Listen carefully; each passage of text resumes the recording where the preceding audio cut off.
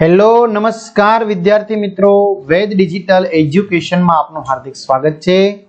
આજે આપણે ધોરણ 6 વિષય ગુજરાતી એટલે કે પલાસની અંદર બીજો પાઠ વાર્તા રે વાર્તા જેની સરળ સમજૂતી જોવાના છીએ, જે નવી આવૃત્તિ 2024 ની છે। તો ખાસ ચેનલમાં નવા હોય તો ચેનલ સબસ્ક્રાઇબ કરી બાજુમાં બેલ આઇકનને પ્રેસ કરો, જેથી તમને અવનવા વિડીયોની નોટિફિકેશન મળી શકે। વિડીયો લાઈક કરો, તમારા મિત્રો દોસ્તોને શેર કરો। તો બીજું પ્રકરણ છે વાર્તા રે વાર્તા। વિદ્યાર્થી મિત્રો, આપણે ભાગ 1 ની અંદર આગળ જે ગુરુજીએ વાર્તા શરૂ કરી હતી અને એક પછી એક વિદ્યાર્થી મિત્રો વાર્તાને આગળ વધારતા જતા હતા કે એક સરસ હાથી હતો, જંગલમાં રહેતો હતો, બરાબર। પછી એ કેરી ખાય છે અને પછી એક ડાળી તોડે છે, એમાં કાગડીના ઈંડા છે, એ ફોદા નીકળી જાય છે। પછી એ આગળ એના પંચને વાત કરે છે, પછી એ પક્ષીઓના રાજા ગરુડને વાત કરે છે, પછી એના પ્રધાનમંડળ નક્કી કરે છે કે હાથીને દેશ વટ્ટાની સજા આપવામાં આવે અને એનો તરત અમલ કરવામાં આવે અને એની શોધખોળમાં લાગી જાય છે। આમ કરતાં કરતાં એ સરોવર પાસે આવે છે અને ત્યાં હાથીને જોવે છે, એટલે હાથી છે એ જે એનું વર્ણન કરવામાં આવ્યું છે કે હાથી કેવી રીતે સરોવરમાં આનંદ કરી રહ્યો છે, અને પછી કાગડી બોલી ઉઠે છે કે આજ મારા ઈંડાનો નાશ કરનાર હાથી છે, બધા સાથ પુરાવે છે। તો ત્યાં સુધી વાત કરી। હવે આપણે ભાગ 2 ની અંદર આગળ વધીએ।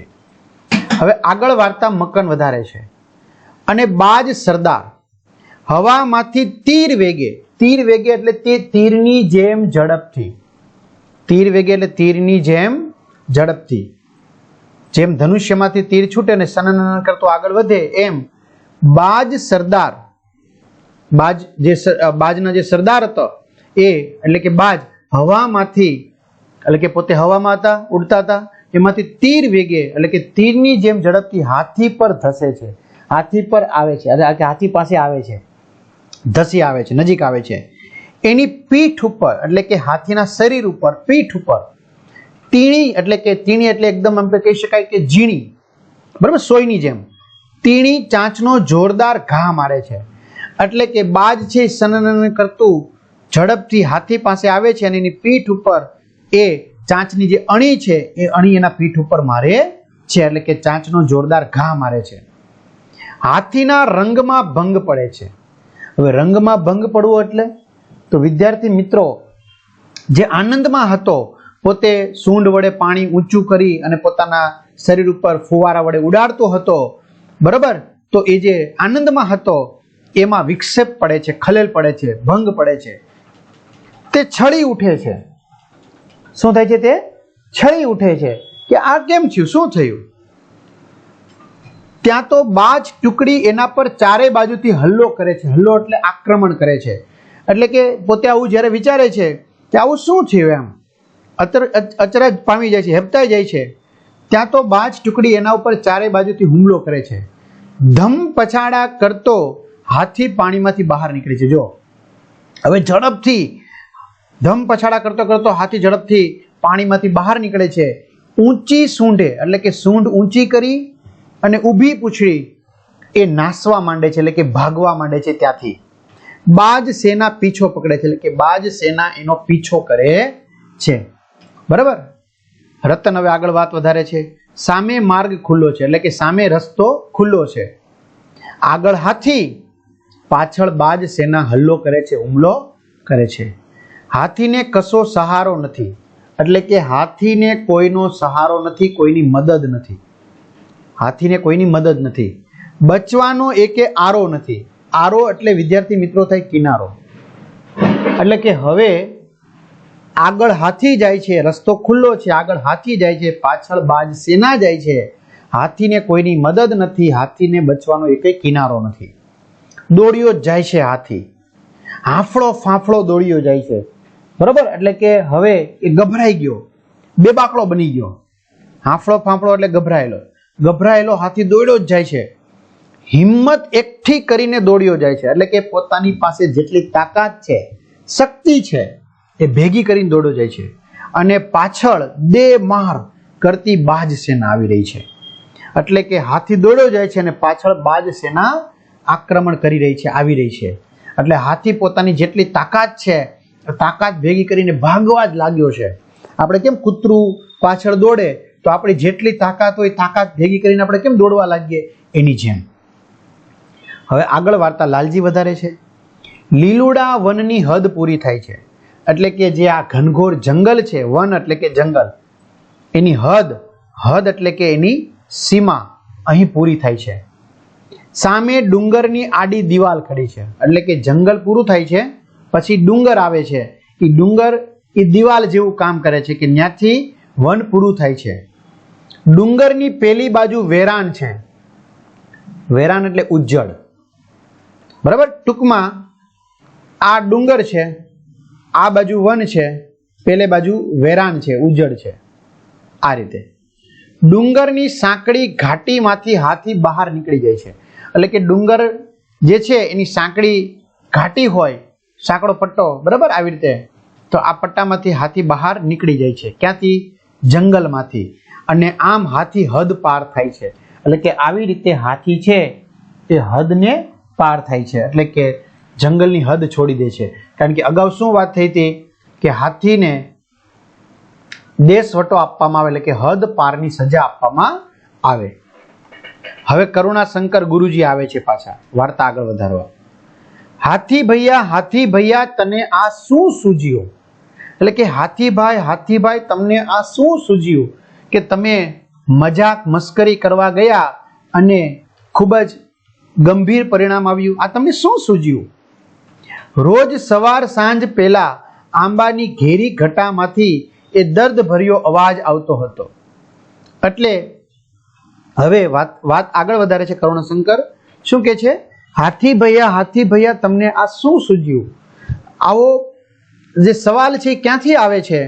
તો કે રોજ એટલે કે દરરોજ, સવાર સાંજ એટલે કે સવારે અને સાંજે પેલા જે આંબા હતા એની જે ઘેરી ઘટા હતી એમાંથી આવો દર્દ ભર્યો એટલે કે દુઃખ ભર્યો અવાજ આવતો હતો કે ભાઈ હાથીભાઈ તમે આ શું કર્યું? એ અવાજ કોનો હતો? તો ધોળી કબૂતરીનો હતો. કોનો હતો? ધોળી કબૂતરીનો હતો. હાથી એ ધર્મની બહેન હતી, એટલે કે ધોળી કબૂતરી શું હતી? તો હાથી એ ધર્મની બહેન માની હતી. ભૈયાએ એટલે કે ભાઈએ કરેલા અપરાધ એટલે કે ગુનાથી એ ગમગીન હતી એટલે કે દુખી હતી. એટલે કે ધર્મની બહેન માની હતી તો સ્વાભાવિક છે ભાઈને આવો જોઈ બેન દુખી થાય. એટલે કે છે ભાઈએ કરેલો આ જે અપરાધ હતો, ગુનો હતો, એનાથી આ એની બહેન કબૂતરી ગમગીન દુખી હતી. એની હદ પારીથી એ બેચેન બની હતી, એટલે કે હાથીને હદ પાર કરવામાં આવ્યો, બરાબર. તો એનાથી એ બેચેન હતી. બેચેન એટલે કે વ્યાકુળ હતી કે હાથીભાઈ તમે આ શું કર્યું એમ.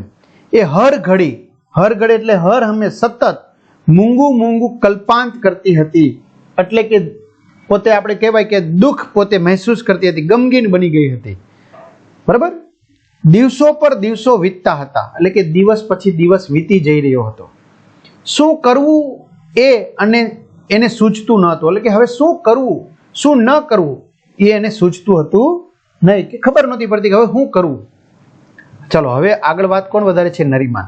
એ પહેલા વિદ્યાર્થી મિત્રો પાઠ્યપુસ્તકના પ્રકરણની સમજૂતીના વિડીયો, સ્વાધ્યાયની સમજૂતીના વિડીયો, વિષય પ્રમાણે મટીરિયલ, પરીક્ષા માટે ઉપયોગી અસાઇનમેન્ટ, પરીક્ષાના પેપરની સમજૂતીના વિડીયો, એકમ કસોટીની સમજૂતીના વિડીયો અને ખાસ સ્વ અધ્યયન પોથીની સમજૂતીના વિડીયો આપણી વેદ ડિજિટલ એજ્યુકેશન નામની એપ્લિકેશન જે ગૂગલ પ્લે સ્ટોર ઉપર જ્યાંથી ગેમ ડાઉનલોડ કરો ત્યાં જઈને ડાઉનલોડ કરી શકો છો, બરાબર. એટલે આ પેજ ખુલે, એમાં તમારા મોબાઈલ નંબર નાખો, સેન્ડ ઓટીપી કરો 4 આંકડાનો, એટલે આ પેજ ખુલે. એમાં પેડ કોર્સમાં જુદા જુદા પેડ પ્લાન, એક્ઝામ પેપરમાં પેપરો, પરીક્ષાના એકમ કસોટીના 3 થી 12માં 3 થી 12 ધોરણના વિડીયો, એમાં તમારું 6ઠું ધોરણ સિલેક્ટ કરવાનું, તમારે જે તે વિષયમાં જોવે વિષયમાં જવાનું, પાઠવાઇઝ વિડીયો જોઈ શકો.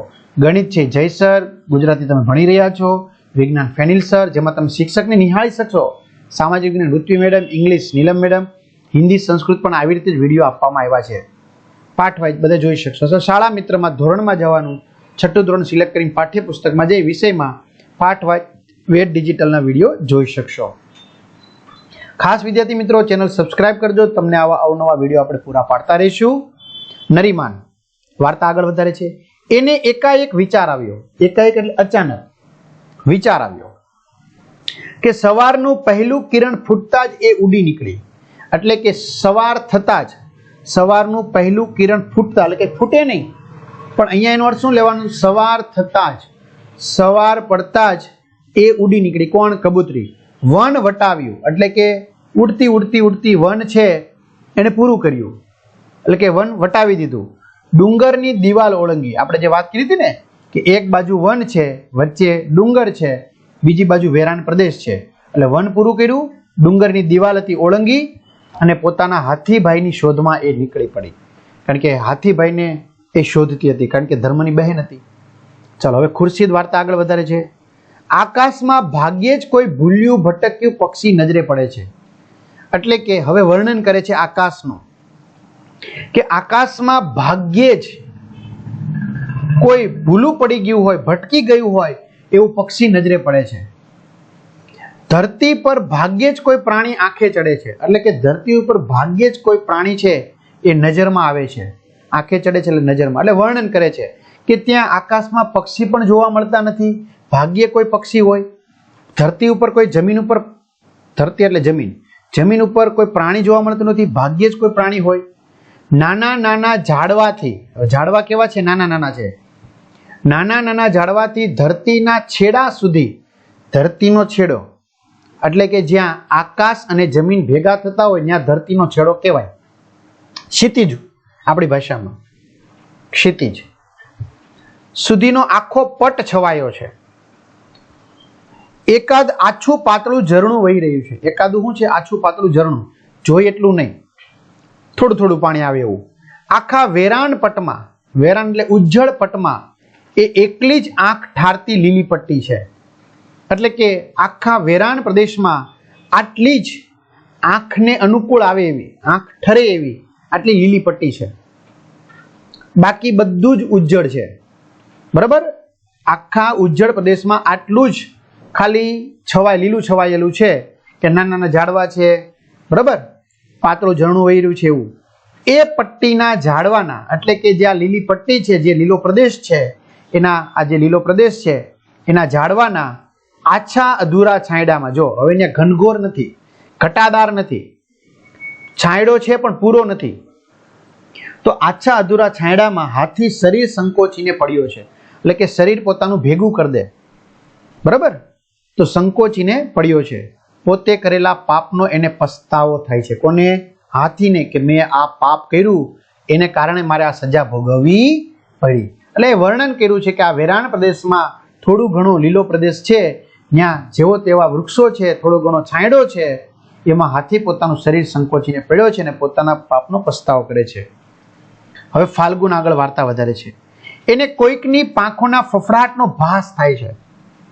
કોને? હાથીને, કે કોઈક પાંખ ફફડાવી રહ્યું છે એવું એને લાગે છે, ભાસ થાય છે. એ ઘેનમાંથી જાગે એ પહેલા જ એક ધીમો મીઠો અવાજ એના કાને અથડાય છે.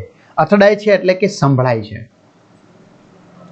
હાથી ટૂંકમાં ઊંઘ કરી રહ્યો છે, ઘેન કરી રહ્યો, ઘેન એટલે ઊંઘ, એટલે કે હાથીને કોકની પાંખો ફફડાટ કરી રહી હોય, કોઈ પક્ષી ઉડતું ઉડતું આવી રહ્યું હોય એવું એને ભાસ થાય છે. અને તે ઊંઘમાંથી જાગે એ પહેલા જ એક એને ધીમો મીઠો અવાજ સંભળાય છે, એના કાને સંભળાય છે. શું અવાજ સંભળાય છે? હાથી ભૈયા, હાથી ભૈયા, હાથીભાઈ, હાથીભાઈ. એ આંખ ઉગાડીને જુએ છે, એટલે કે હાથીભાઈને કાને અવાજ સંભળાય છે, હાથી ભૈયા, હાથી ભૈયા. એટલે હવે હાથી આંખ ઉઘાડીને જુએ છે તો સામે કબૂતરી આવીને એની સૂંઢ પર બેસી ગઈ છે, કારણ કે એની ધર્મની બહેન છે, એટલે કબૂતરી આવીને એની સૂંઢ પર બેસી ગઈ છે. આશ્ચર્યથી અને આનંદથી એ બોલી ઉઠે છે. કોણ? આશ્ચર્યથી અને આનંદથી હાથી, કારણ કે એને આશ્ચર્ય થયું કે અહીંયા આ તો ઘનઘોર જંગલમાં હતી કબૂતરી, એ તો પેલા આંબા ડાળા પાસે હતી, તો અહીંયા વગડામાં ક્યાં આવી ગઈ? બરાબર, તો એને આશ્ચર્ય થયું પણ આનંદ પણ થયો કે મારી બહેન તો આવી. કોણ? મારી કપૂરી બહેન. જો એને કપૂરી બહેન કહે છે. હાથી શું કહે છે? કોણ? મારી કપૂરી બહેન છે. અને એની આંખમાંથી, કોની આંખમાંથી? હાથીની આંખમાંથી બોર બોર જેવડા આંસુ સરી પડે છે. મિત્રો કઈ બોર જેવડા આંસુ ન હોય પણ મોટા મોટા, આપણે અહીંયા શું લઈ શકાય, મોટા મોટા આંસુ સરી પડે છે, કારણ કે એ આનંદમાં આવી જાય છે કે મારી બેન મારી પાસે આવી છે. હવે આગળ વિશાખા વાર્તા શરૂ કરે છે. કબૂતરી કહે છે, કબૂતરી શું કહે છે કે ભૈયા એટલે કે હાથી ભૈયા, આનંદના આવેગમાં તું ભાન ભૂલ્યો. એટલે કે તું આનંદમાં આવી ગયો હતો, આનંદના આવેશમાં આવી ગયો હતો, આવેગ એટલે આવેશ માં આવી ગયો હતો, તું પોતાનું ભાન ભૂલ્યો હતો. તને શાન બાન બુદ્ધિ ઠેકાણે નહોતી, ન કરવાનું કરી બેઠો. એટલે કે તારે આવું કાગડીના ઈંડા છે એને ફોડવાના નહોતા, તો એવું કરી બેઠો. તારે મન તો હસવું હતું, એટલે કે તને તો આનંદ હતો, તને તો હસવું હતું, પણ પેલી બિચારી કાગડીના ઈંડાનો ઘાણ નીકળી ગયો. ઘાણ નીકળી ગયો એટલે કે ભયંકર સહાર થઈ ગયો, પાયમાલ થઈ ગયો. બરાબર, એટલે કે તને તો આનંદ આવતો હતો, પણ પેલી બિચારી કાગડીના ઈંડાનો કચ્ચર ઘાણ નીકળી ગયો, સહાર થઈ ગયો, પાયમાલ થઈ ગયો. હવે રણમલ આગળ વાર્તા વધારે છે. હાથી કહે છે, બહેન જોરના તોરમાં હું વિવેક ભૂલ્યો. એટલે શું કે છે, હાથી હવે પોતાને પસ્તાવો બહેન પાસે રજૂ કરે છે કે બેન હું જોરના તોરમાં, એટલે કે મને મારું આ જે મારી પાસે તાકાત છે એનું મને અભિમાન હતું, બરાબર, એમાં હું મારો પોતાની વિવેક ભૂલી ગયો. બરાબર, મને અહંકાર હતો મારી તાકાતનો, એટલે મેં ડાળીને તોડી છે. એમાં કાગડીનો માળો હતો એ મને ખબર નહોતી, એમાં હું મારો વિવેક ભૂલી ગયો. હસવામાંથી ખસું થઈ ગયું. બરાબર, હસવું હતું ને ખસું થઈ ગયું, એટલે કે મજાક કરતા ખરાબ પરિણામ આવ્યું. હસવામાંથી ખસું થઈ જવું એટલે કે મજાક કરવા જતા ખરાબ પરિણામ આવવું.